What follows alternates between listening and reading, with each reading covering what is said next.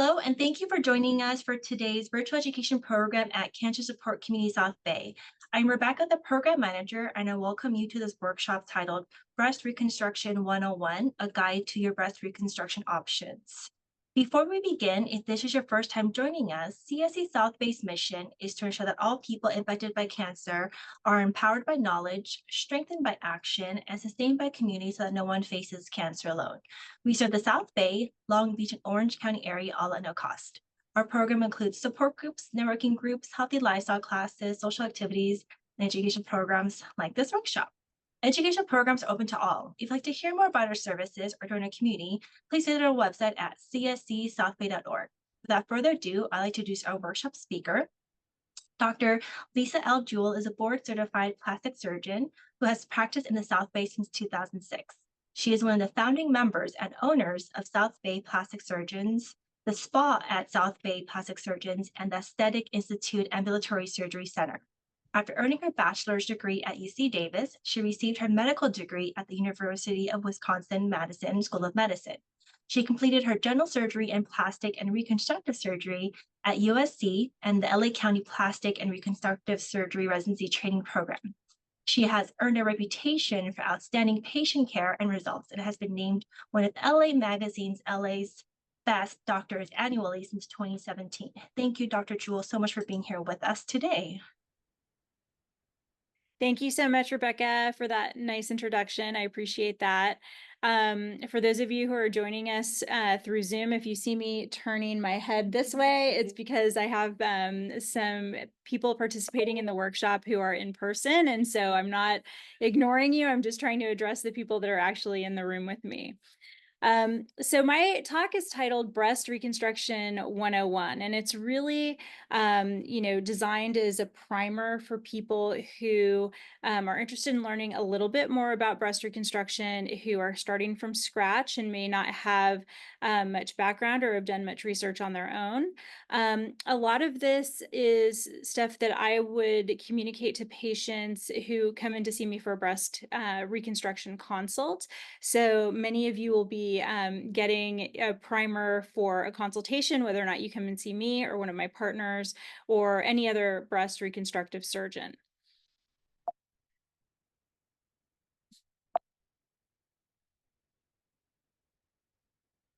So the first thing I want to just kind of start with is what we're going to cover today. So really, I want to touch on what breast reconstruction is.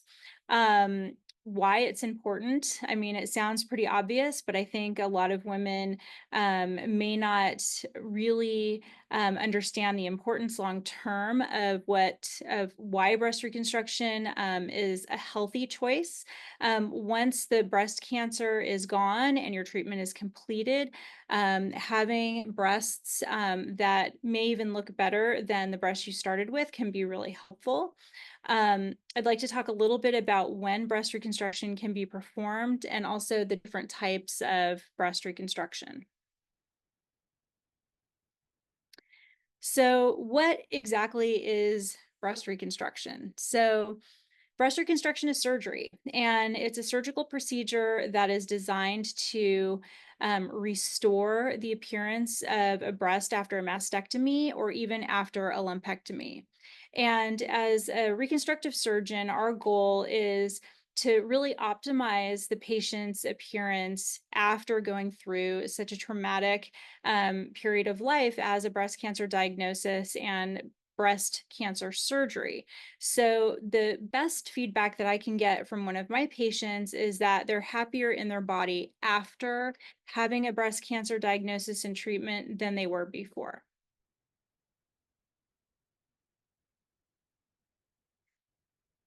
There are several reasons why breast reconstruction is important.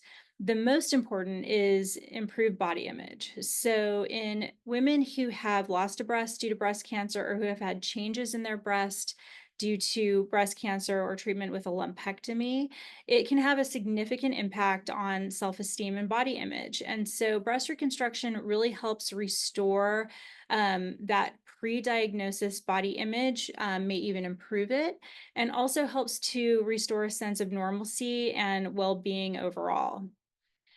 Breast reconstruction is also shown to enhance the quality of life for patients who are breast cancer survivors.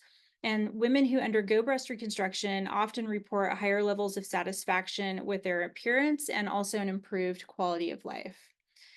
Increased confidence is a great one. I really strive for that in my practice. Many of us undergo changes with age and pregnancy that make us a little bit unhappy with our own bodies. And adding on that, a breast cancer diagnosis can really be detrimental to our self confidence. And so, the happy part of my job is helping patients to really gain that confidence back or even have improved self confidence after their reconstruction. And there are really positive and surprising psychological benefits with breast reconstruction. Some of those include reduced anxiety, reduced depression, and reduced stress after breast cancer reconstruction and treatment. And then improved intimacy. And that's something that I think, women who are kind of in the thick of their breast cancer battle may not prioritize or may not think of long term. And that can be a really important and healthy part of any relationship. And so breast reconstruction can help restore the self confidence and the quality of life that is related to intimacy with their partners, or even in those women who are still dating and looking for partners. It would be very, very difficult for some women to, consider dating or being intimate with a new partner if they don't feel confident with how their body looks.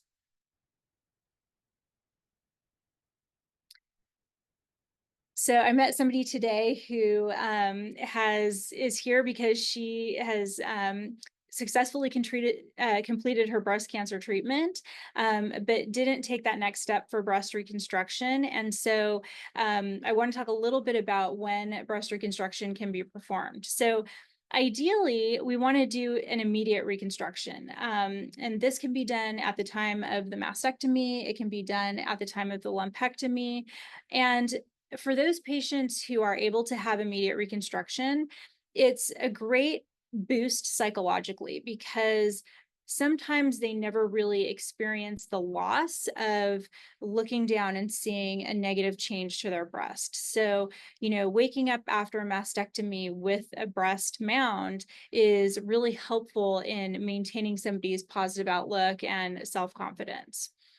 But that's not the right choice for everybody. And so, in some patients who feel overwhelmed and don't feel like they're able physically or mentally to undergo additional surgery at the time of their breast cancer treatment, delayed reconstruction is always an option. And there's no expiration date. So, whether your mastectomy was 10, 20, 30 years ago or yesterday, delayed reconstruction is always an option for you. And then just to make things a little bit more complicated, there's something called immediate delayed reconstruction. And basically, that just means that rather than doing the reconstruction or starting it at the time of the mastectomy, we delay it for several days or weeks. And typically, this is done so that we can make sure that all of the tumor is removed or that the surgical margins are negative prior to starting the reconstructive process. And then I already touched a little bit on late reconstruction, and that can really be done anytime.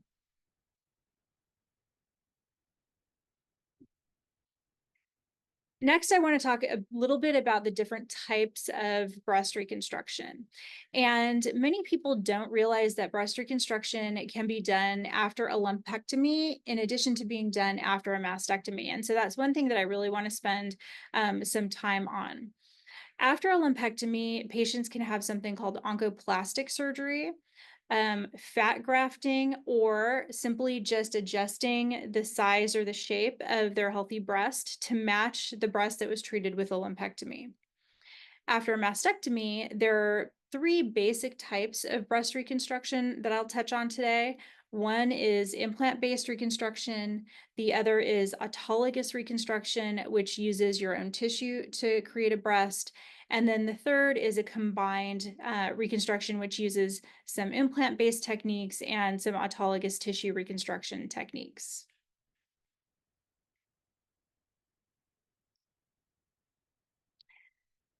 So, um, this cute little diagram is something that I like to share with patients who have chosen to have a lumpectomy for their breast cancer treatment, and helps to conceptualize and visualize what oncoplastic surgery does to that breast that's had a lumpectomy. So, if you imagine this is your breast, and here is your breast cancer. The breast surgeon, or the surgeon that will be treating the cancer, needs to remove a portion of the breast that includes margins or healthy tissue around the tumor. And so I like to have patients conceptualize that like taking a wedge out of a pie. And what oncoplastic surgery does is it moves healthy tissue from other parts of the breast to close that gap. And so if you look down at this reconstructed breast here, what the oncoplastic or plastic surgeon will do is to move the healthy breast tissue around so that margin A comes down to meet margin B. So essentially just closes the gap where the tumor was located. And sometimes, rather than using the breast tissue to close the gap, we can use tissue that is nearby. And my favorite place to get that tissue is the bra line. So some of us have a little extra roll of skin and fat in the bra line, and sometimes we can just move that over and tuck it in to this little gap so that the size of the breast really doesn't change much. Um, it can actually maintain the original size and shape of the breast. If we do end up having to make the breast a little bit smaller, then we definitely want to make the other side match. And so we use a reduction mammoplasty technique or a breast lift or mastectomy technique to make the healthy breast match the breast that has been changed with the lumpectomy. So, oncoplastic surgery is really important for women who are considering a lumpectomy because initially, after a lumpectomy, sometimes the cavity gets filled with fluid. And so, women may not realize the changes that have immediately occurred to their breast. Then later on, after they've had radiation, that cavity, if it's not filled in, can become hollow or contracted. And so it's really important that anyone who's considering a lumpectomy consult with a plastic surgeon prior to their lumpectomy to discuss their options for oncoplastic surgery, because we really want to try to do that before radiation, which is typically part of the treatment for women who choose lumpectomy. And the benefits of oncoplastic surgery include making the breasts look better. And as you can see in this patient, prior to her breast cancer treatment, she had some breast asymmetry. Her breasts were a little bit droopy. And after her lumpectomy and oncoplastic surgery, her breasts are a little bit perkier and her symmetry is significantly improved. So, this is a nice example of a patient who had a lumpectomy and then had some of her own breast tissue rearranged to improve the appearance of her breast. And patients are really, really happy with these results. Oftentimes, they're patients who have bigger breasts who have always wanted a breast reduction or have droopy breasts and have always considered having a breast lift. And so, this is a nice silver lining to that breast cancer treatment, is kind of getting the improvements in their breasts that they may not have chosen to do otherwise. Oncoplastic surgery is really nice also in the fact that it can reduce the number of additional surgeries that one would need if they had chosen a mastectomy instead of a lumpectomy, or if they have changes to their breast that weren't addressed prior to radiation treatment. So it's nice to try to get this done as close to the lumpectomy, if not at the same time, if possible, and definitely before radiation treatment, if possible.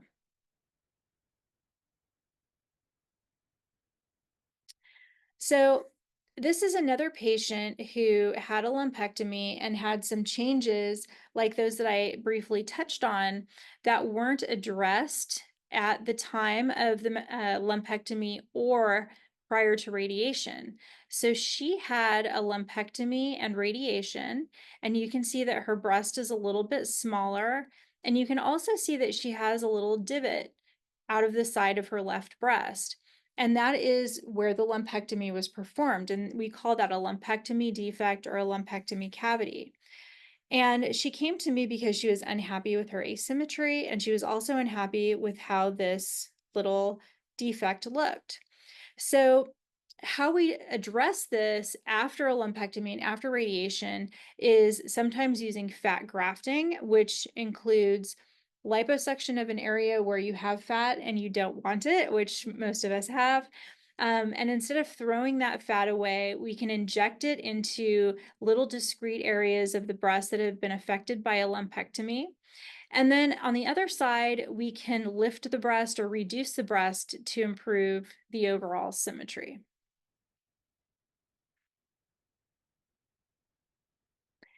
So now I'm going to start talking a little bit about options for women who choose to have or are recommended to have a mastectomy or complete removal of the breast versus a lumpectomy. And one of the most commonly chosen options for this is implant-based reconstruction. And that's exactly what it sounds like. So what we use to reconstruct the breast is a breast implant. And this can be done at the same time as the mastectomy, or it can be done in a delayed fashion, either several months or even years after the mastectomy. It typically involves two steps. The first step would be creating a pocket for the future breast implant by using a temporary implant called a tissue expander.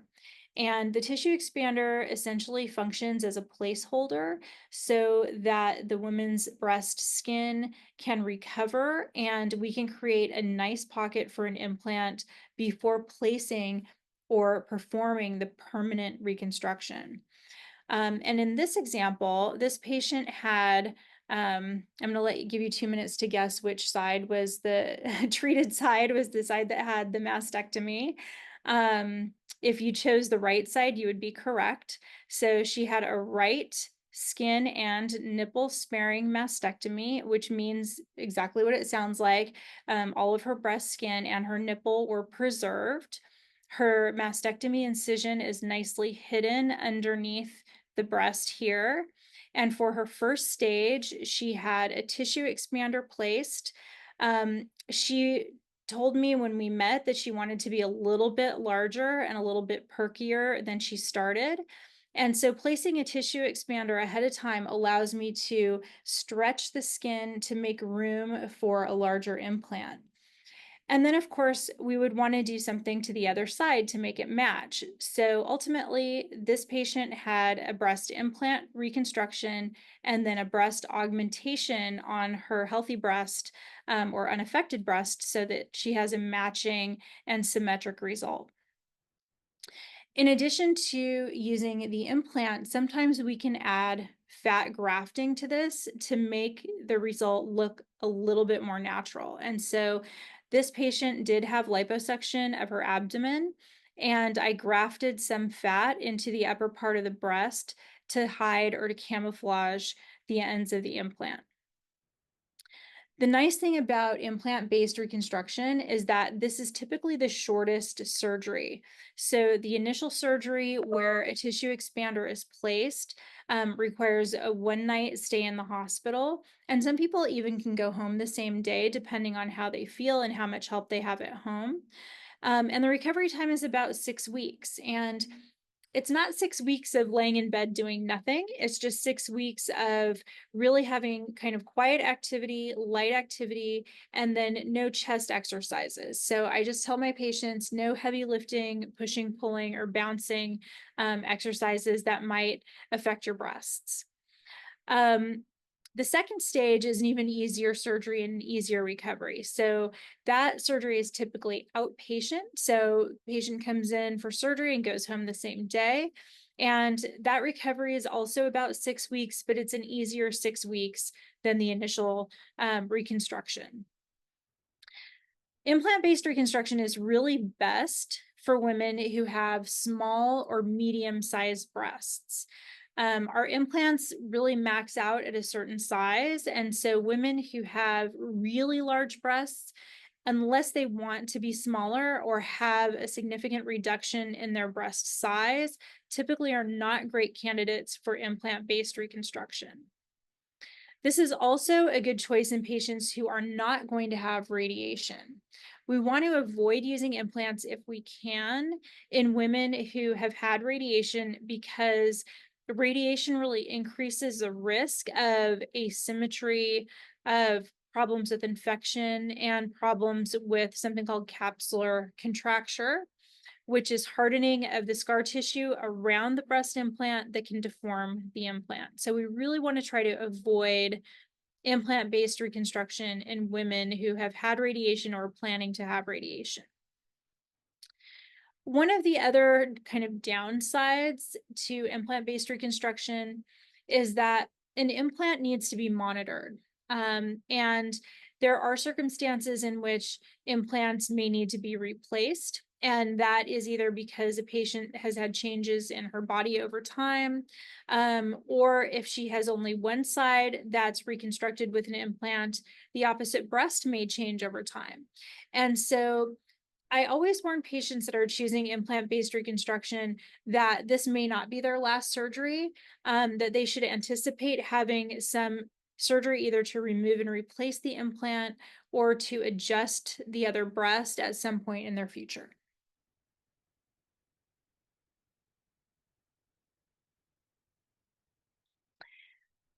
So the next option, and probably the second most common type of breast reconstruction that I do in my practice, is something called autologous breast reconstruction. And that's just a really fancy way of saying we're using your own tissue to make your breast.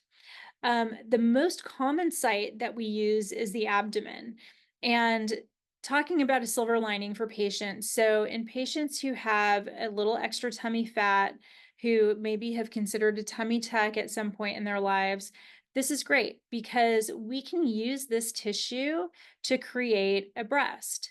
And in this particular patient, she had a skin sparing mastectomy on both sides. So that means that the nipple was removed and the breast tissue was removed.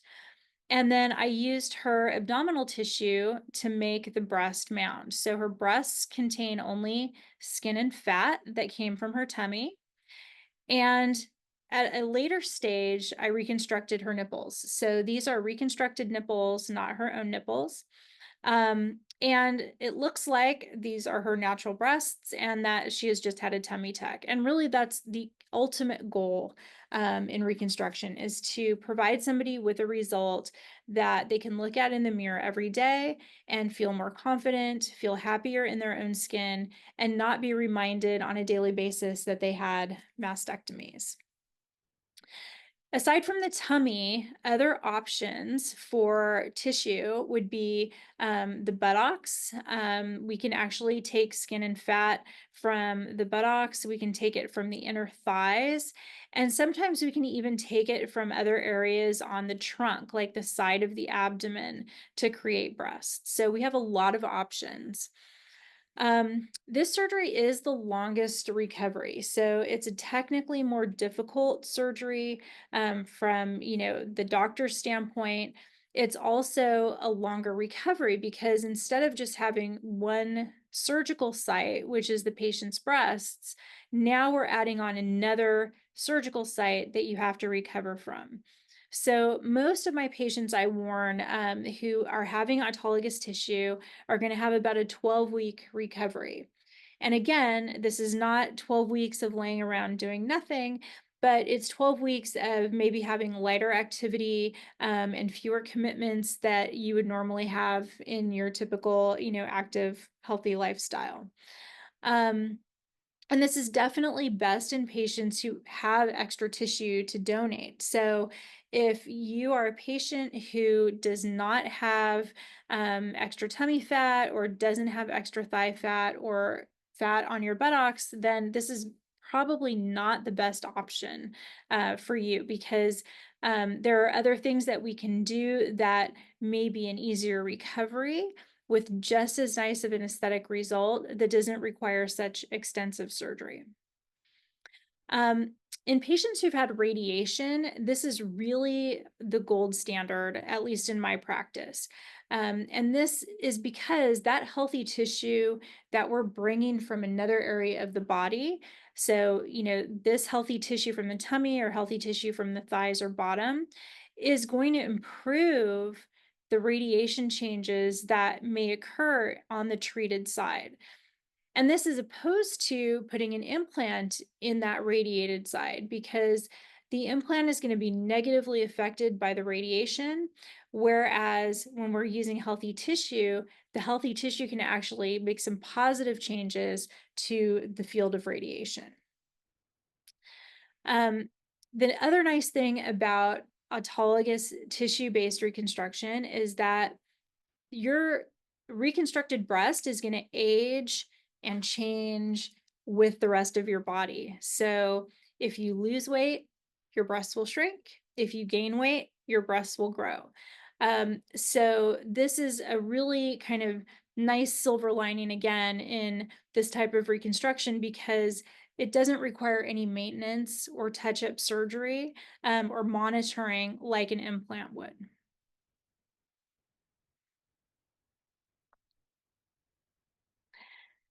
Okay, so the final kind of basic option for breast reconstruction is something called a combined or hybrid reconstruction.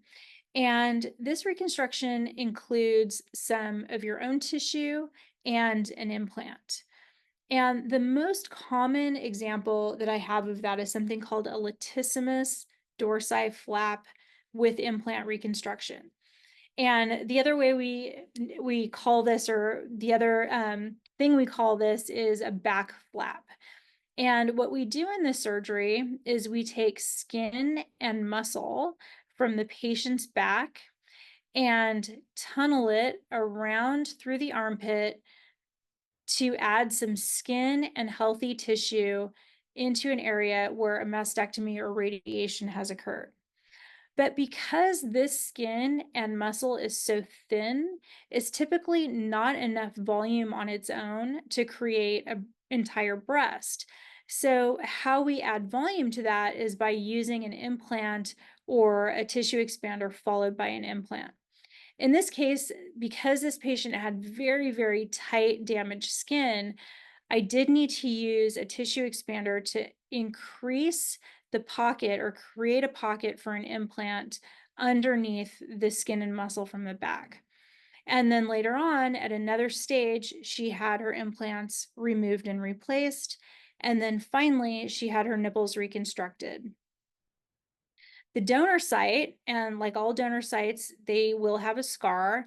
I try to hide in the bra line. So if this patient is wearing a bra or a bathing suit, the scar will be hidden. The other option for a combined reconstruction is using an abdominal flap like the previous patient that I showed you and adding an implant to that. But it can also be used for other types of reconstruction coming from the thighs or coming from the buttocks. So this is a nice option for patients who um, may not have abdominal tissue to donate. So for example, if they were very, very thin, or if they had a tummy tuck previously, then we could use their back, skin and muscle, and an implant to create a breast. Or if they did have some abdominal tissue or tissue on their bottom or inner thighs, but it just wasn't quite enough to give them the volume that they wanted, then we can add an implant to give them that additional volume. This is really best for patients who've had radiation also, because again, this nice healthy tissue that comes from her back is going to help correct some of these changes that occur because of the radiation.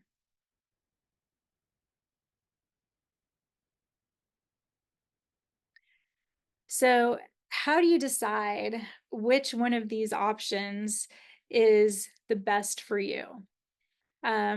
So this diagram, I'm going to kind of walk you through it. It's helpful. And typically we want to start with, do you have a big tumor? Do you have a small tumor? If you have a small tumor and you have a really big breast, then sometimes a lumpectomy is a great option for you because just a little part of your breast will be removed, and then we can rearrange the rest of the breast to make it look like you had a breast lift or a breast reduction. And of course, then we would do the same thing to the other side to make it match. This can also work for small or medium sized breasts as long as the tumor is small in comparison to the size of the overall breast. In somebody who has a larger tumor um, and has small breasts, a lumpectomy is going to be very deforming, and there may not be enough local breast tissue or breast tissue in the bra line to restore a normal shape and size of a breast. And so, for those patients, a mastectomy might be a better choice. And the other thing that's going to help make the decision for the type of reconstruction you will have is whether or not you're going to have radiation. If you're going to have radiation, then tissue-based reconstruction is probably a better choice because it helps avoid some of the complications that can occur if you're only having an implant-based reconstruction. And this can either be fully autologous reconstruction, so using only your abdominal skin and fat or skin and fat from other areas of your body, or it could be combined reconstruction, which uses your own tissue and an implant to help improve the volume. In patients who have a large tumor and big breasts, sometimes a mastectomy is still a better choice. And again, if you're having radiation, then a tissue-based reconstruction is going to be the best choice for you.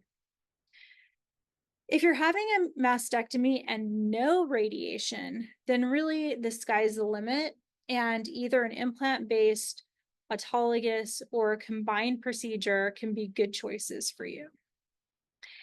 And of course, even if you have a small tumor, some women just can't live with the anxiety or live with the frequent screening that may be required with a lumpectomy. And so, even with a small tumor, some women with big or small and medium sized breasts can still choose to have a mastectomy. And if there's no radiation required, can have either a tissue based or an implant based reconstruction.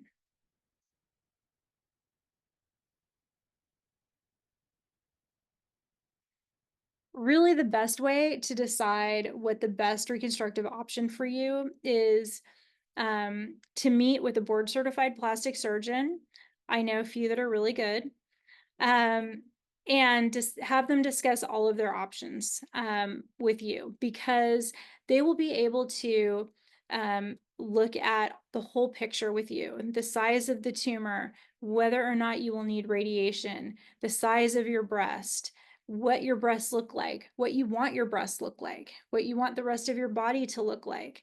This kind of goes into the entire recipe to giving you the best reconstruction that you can possibly have and restore your self confidence, restore your body image, help keep you healthy and happy once you're finished with your breast cancer treatment. Because a lot of women feel really distressed when they receive this diagnosis, and their number one goal, as it should be, is to get healthy, get the cancer out, get my treatment done. But we know you're going to survive. We know that this is a winnable battle. And so we want to prepare you and your body for how that's going to look once you've won your battle.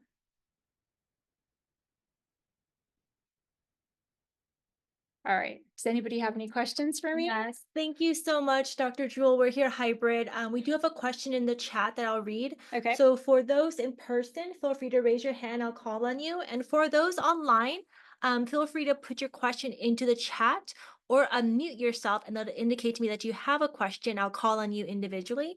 The first question that came up was, um, what can be done to reconstruct the divot left from lumpectomy? I believe you did. Yeah. So in case you missed that, I'm just going to kind of skip back a few slides here so that we can talk about that. So, um, this is a patient who had a lumpectomy and radiation on the left side. And you can see that she has, a kind of a golf ball sized divot in her breast. And one of the great tools that we have to correct that is fat grafting. So we can liposuction fat from one part of your body where you have fat that you don't want it. Most of us will typically filter that fat so that we're only transferring really healthy fat cells. And then we inject the fat into these little divots. Um, and if that's your only issue, then sometimes we can achieve a really nice result with just one surgery. If the divot is a little bit deeper or there's a lot of scar tissue, sometimes that can take more than one round of fat grafting to correct. And oftentimes, after a lumpectomy and radiation, the treated breast will shrink. And so, what we may do is lift or reduce the other side so that the volume is a better match. Or we can inject more fat into the treated breast to increase the volume of that breast as well. Wonderful. Thank you so much. Are there any questions in person, online? Okay, there's a question. Can the autologous skin and tissue? Okay, there's more than one question. I can just read it up here. And Uh, then there's the, yeah. Okay, so the first question is, can autologous skin and tissue be taken from midriff instead of tummy? That is a good question. I'm not sure I understand, but I'm going to try to interpret that. So I'm guessing that what you mean is this area rather than the lower part of the abdomen. And the short answer is yes. It's not very commonly done that way, but yes, it is possible. The disadvantage to that choice is that you will have a scar that is really high on the abdomen. So when we're choosing a site for a donor site for breast reconstruction, we want to avoid creating a secondary deformity. So we always want to try to keep in mind, we want to make wherever we're taking the tissue from look the same or better as it did before we took it. So that's why, using the abdominal tissue in women who have a little extra here is such a great choice, because afterwards, one really looks like she had a tummy tuck. And the scar is really well hidden in the lower part of her abdomen, just exactly where we would place it with a tummy tuck. So, to answer your question, yes, it would not be my first choice because you would end up with a really high or mid abdominal scar. Thank you. Next question. So the next question is, does deep flap have an impact on potential future pregnancy? So I use kind of a generic term when I talked about autologous breast reconstruction and using abdominal tissue. So a deep flap is another term for deep inferior epigastric perforator flap. And that is just a really fancy way of saying that we find one or two blood vessels that are going to keep the skin and fat alive. We remove the tissue and the blood vessels completely from the body and then transplant it up to the chest. And we have to plug it into little blood vessels in the chest in order to provide it with a blood supply. So the deep flap is really just a kind of fancy or advanced form of abdominal or autologous reconstruction. But to answer the question is probably not. So in a patient who is very young and plans to have children after breast cancer diagnosis and treatment and reconstruction, or who's had prophylactic mastectomies because they have a genetic predisposition for breast cancer, using your own tissue probably will not affect future pregnancy. And that's because the remaining skin is stretchy. So your skin and abdominal wall will still stretch. as it would if you hadn't had the reconstruction. The only possible side effects that may be worse in somebody who has a pregnancy after using their own abdominal tissue is they may be more prone to a hernia, just because we do have to open the strong abdominal wall fascia or covering of the muscle to get the blood vessels for the flap. And so those repairs may be weakened with stretching during pregnancy and may put somebody at risk for a hernia. But other than that, pregnancy should be possible. And I wouldn't tell anyone to avoid pregnancy just because they had abdominal tissue reconstruction. Thank you. Next question. Okay, so the question is, do you happen to know if medical insurances cover some or all expenses for oncoplastic reconstruction? So the answer is yes, they should. What your provider will do is use a diagnosis code of breast cancer, and that's pretty much like, you know, the magic key for most insurance providers. Once they see that this is related to a breast cancer treatment, then most insurance will cover all, most or all of the surgeries related to restoring the shape and size of that breast and also matching the other side. Some exceptions that we have run into in our practice is women who have breast implants already.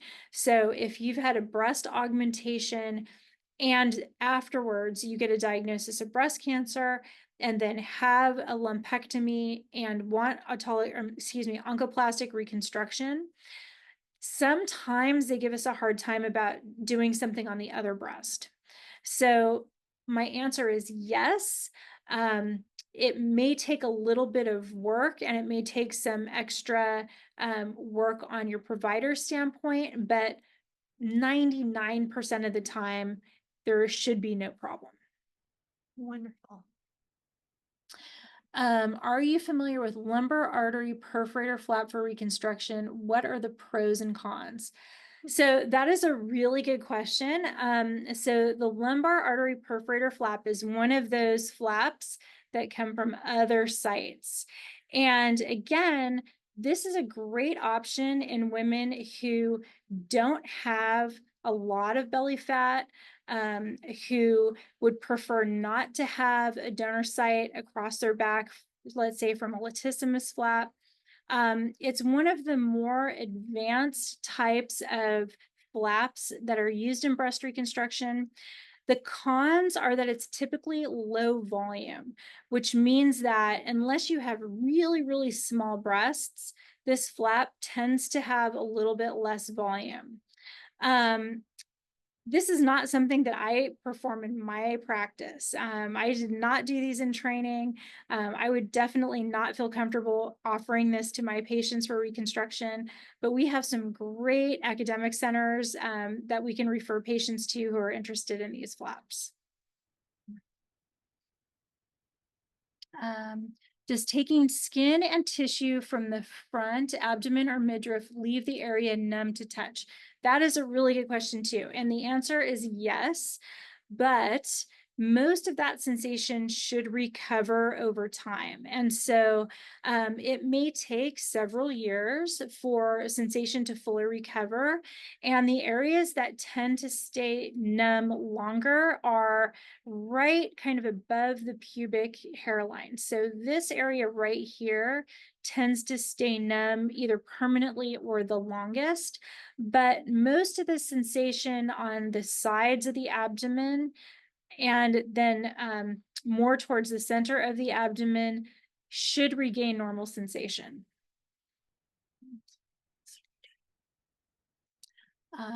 I recently had a double mastectomy and 3 lymph nodes removed. I required 4 weeks of radiation. I have MS. Is one better than the other?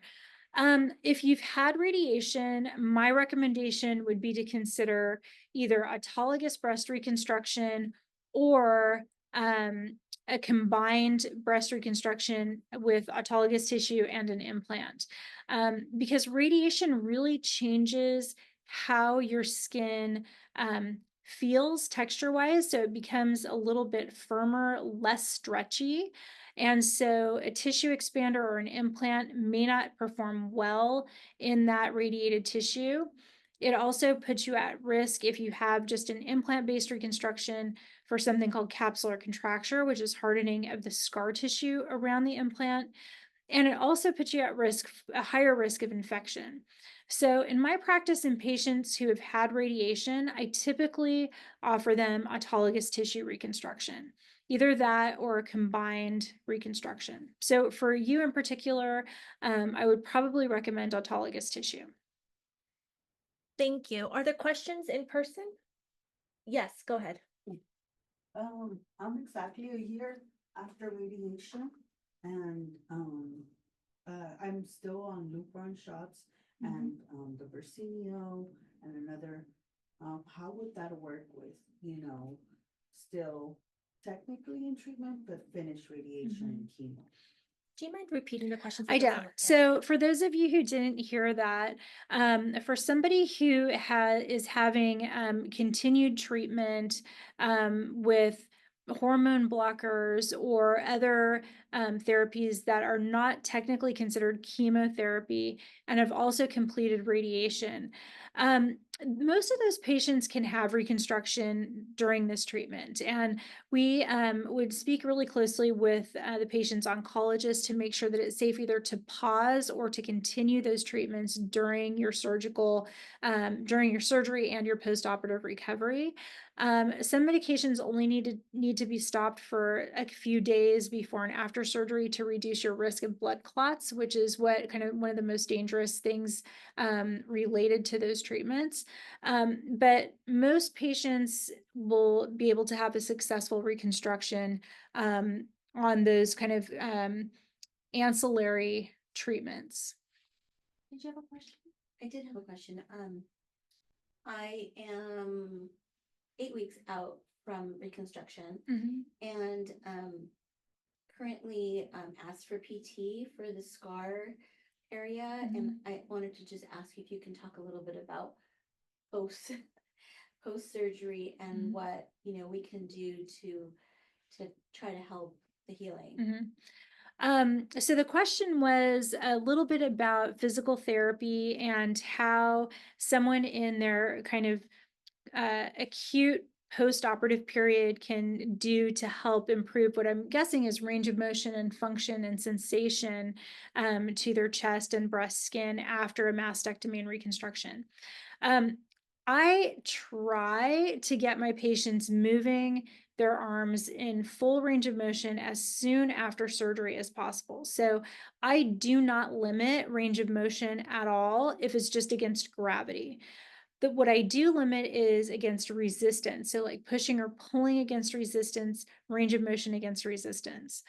In those patients who exhibit signs of having some reduced range of motion, at about 2 or 3 weeks post-op, I refer to to physical therapy, because I think early intervention with range of motion and also with desensitization of the breast skin and the chest wall skin is really important. So early intervention with physical therapy is key.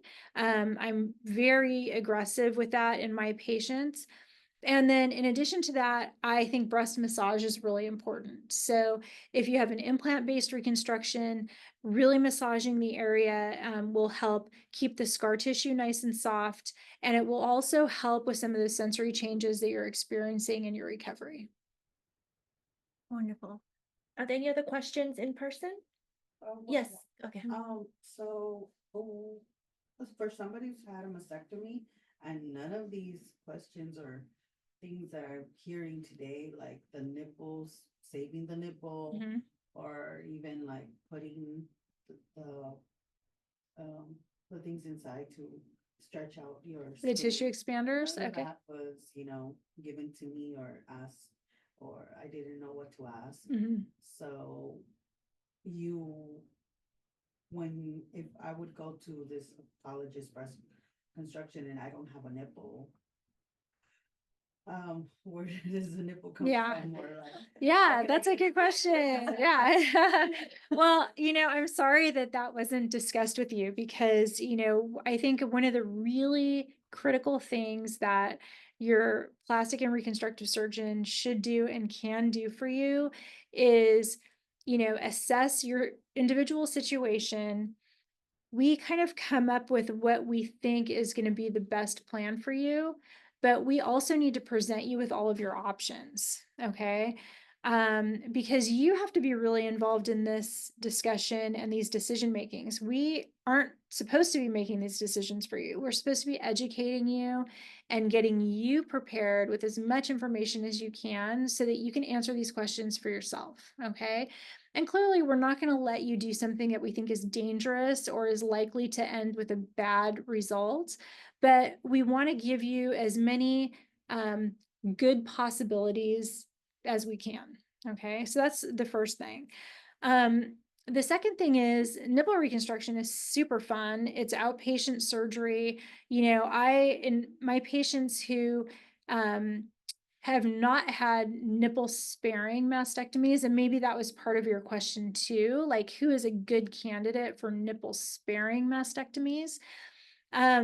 Typically it's in patients who have a small or medium-sized breast and their nipple is already in a good position. So if you have a really long or really big breast and your nipple is very low, that's not going to improve after a mastectomy. And it's hard to fix that after a mastectomy. So my recommendation in that situation would be remove the nipple, shape the breast in as aesthetic a way as we can. And then if you have an implant-based reconstruction or a tissue-based reconstruction, I just use the skin in the area to make a little flap. I call it kind of origami, nipple origami, to create a tissue-based nipple for you. And then we also have a tattoo artist in our practice who can do the nipple tattooing, which is required to give you back your pigment. And if you choose not to have the nipple reconstructed, which some people do because the nipples are always erect when you have a nipple reconstruction, and some people don't like that. So instead of having the nipple reconstruction, you can just have a 3D tattoo. Good question. Thank you. Great answer. Are there any other questions online? Feel free to put into the chat or unmute yourself so I know you have a question. All right. Different type of question. Oh, sure. Sorry. It's okay. Oh. Sorry, I was trying to get back to. Oh, that's okay. Let me get back. Go ahead and ask your question. Do you ever do not reconstruction, but then I don't know what it's called, aesthetic flat? Yeah, yes, actually I do. So let me see if I can get back to it this way. Here we go.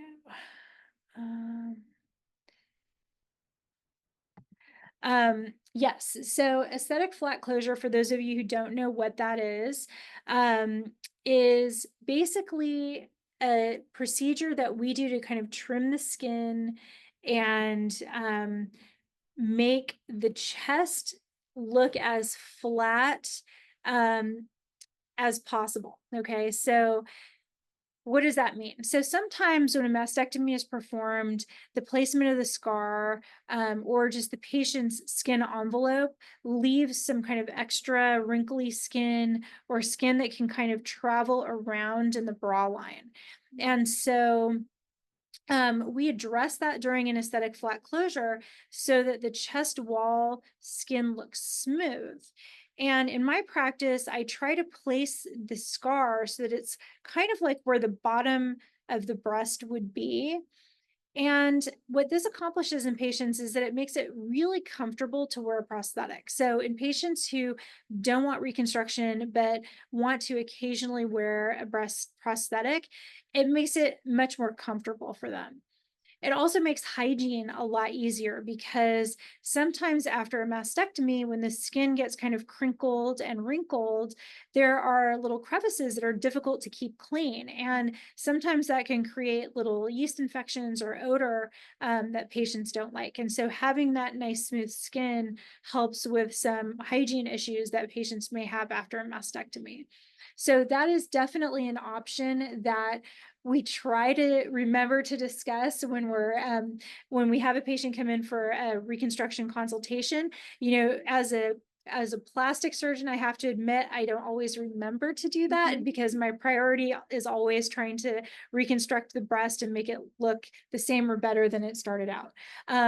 But that is always an option. No reconstruction is always an option, and aesthetic flap closure is also always an option. Wonderful. Well, thank you so much, Dr. Jewell, for being here with us today.